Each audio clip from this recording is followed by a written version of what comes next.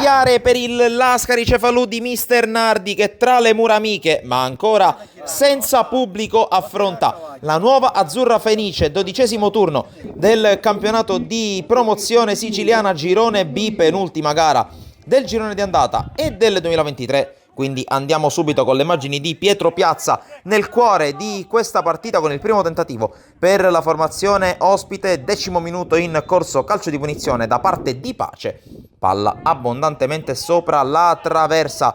Passano altri 10 minuti, il Lascari si complica la vita su questo disimpegno e allora Mussa recupera e calcia, fiducia sopra la traversa in calcio d'angolo. Poi al minuto 23, prima iniziativa da parte dei giallorossi con questo calcio d'angolo, colpo di testa di Guzman, la parata di La Rosa, poi l'arbitro fischia un fallo in attacco e l'azione dunque sfuma. Ma poi al minuto 32, calcio di punizione da parte di Mussa, passa in vantaggio con una grande traiettoria del suo numero 11 la squadra bianco-blu, che dunque sblocca il risultato al comunale di Lascari, incolpevole fiducia che davvero nulla poteva fare. Poi un paio di minuti dopo la palla sulla destra con il cross operato verso Ceraulo, il quale impatta bene ma non trova la porta davvero di pochi centimetri. Ancora attacca il Lascari con questo lancio, la sponda di Scarpinato, conclusione da parte di Zangara, respinta, poi altra respinta sul tentativo nuovamente di Scarpinato, ma al minuto 41 su questa iniziativa per vie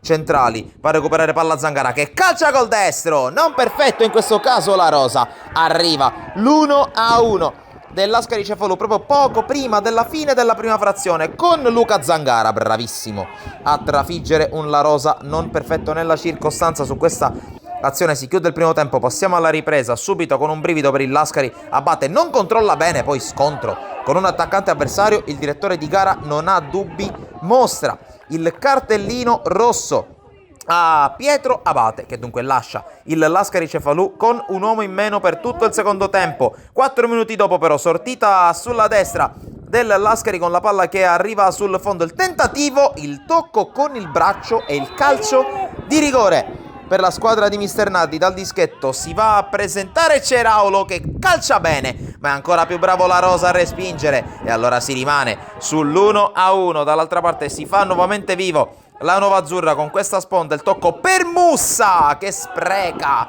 una palla col colossale al minuto 59. Poi Lascari, che non riesce a reagire, colpevole anche di avere un uomo in meno, prova a rispondere dall'altra parte la Nuova Azzurra. Qui però il fallo da parte di Volpini, che era già ammonito, il direttore di gara non esita, secondo giallo, espulsione per l'ex difensore tra le altre della Don Carlo Misilmeri, ma prova a reagire il Lascari. Minuto 82, calcio di punizione con Cicero che va a calciare sopra la traversa, ma attenzione a quello che accade al 4° minuto di recupero, lancio dell'Ave Maria per il Lascari, pallone che arriva in area, in qualche modo riesce a ricevere Santo Scarpinato che batte La Rosa, trova il 2-1, gol insperato ma quanto mai voluto dal nuovo centravanti del Lascari Cefalù, che dunque si sblocca subito tra le mura amiche. Vanno ad esultare davanti al comparto dirigenziale del Lascari presente sugli spalti.